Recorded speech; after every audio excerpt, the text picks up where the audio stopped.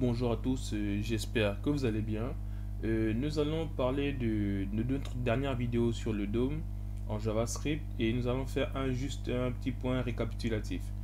Ici, si vous vous rappelez, on avait vu au début que le DOM, qu'est-ce que c'est? Donc en fait, c'est juste pour dire, lorsqu'on code en HTML, CSS, on a cette tendance de pouvoir écrire une certaine structure parce que le HTML, c'est juste pour structurer la page. Donc voilà un peu comment se représente notre page HTML avec les différentes balises et différentes valeurs lorsqu'on code.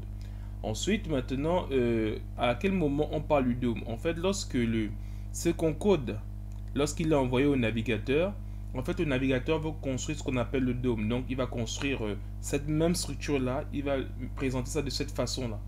Et ensuite, maintenant, à quoi il va nous servir? Il va nous servir, grâce au JavaScript, de pouvoir manipuler chacun de ces éléments-là. C'est ce qu'on appelle donc le DOM, celui qui va construire, passer cette structure-là à celle-là. Et donc, c'est le navigateur qui construit.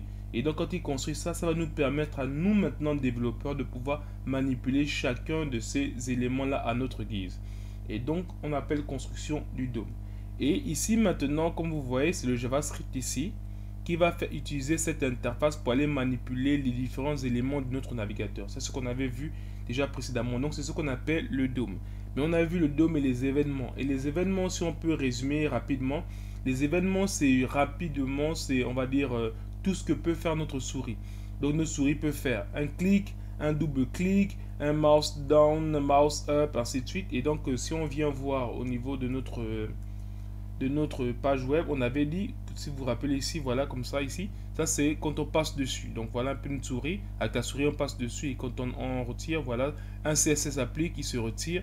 Ensuite, lorsqu'on clique, quand on avait bien dit que lorsqu'on clique, il y a deux événements. Il y a l'événement qui permet d'enfoncer le bouton, c'est-à-dire si je clique maintenant, là j'enfonce le bouton mais rien ne se passe. Et si je relâche le bouton, maintenant il y a une action qui se passe en fait. Donc le clic, c'est juste deux événements. C'est le mouse down, donc la souris va s'enfoncer. Ensuite, la souris va être relâchée. Donc mouse up. Voilà les deux événements qui constituent ici quand on clique comme ça. Et ça. Et donc, autre chose pour terminer, on avait dit aussi mouse even. Il y avait le mouse over. La différence, c'est qu'on avait vu en fait ce mouse over lorsqu'on passait comme ça, on repassait. Voilà comment ça pouvait incrémenter.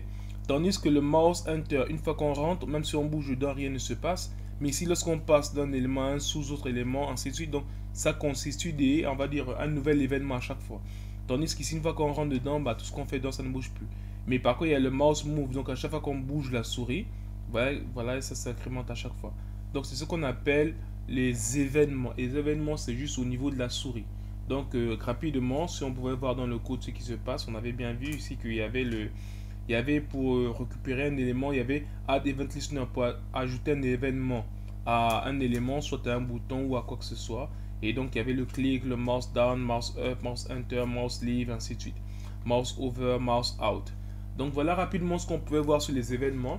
Et comme nous sommes à la paroraison de notre partie sur le DOM et les événements, je vous donne rendez-vous à la vidéo prochaine où nous allons faire quand même des petites applications en JavaScript pour aller progressivement, pour mieux comprendre maintenant comment manipuler, ou des exemples pratiques pour pouvoir manipuler le DOM avec JavaScript, donc grâce aux événements. Merci.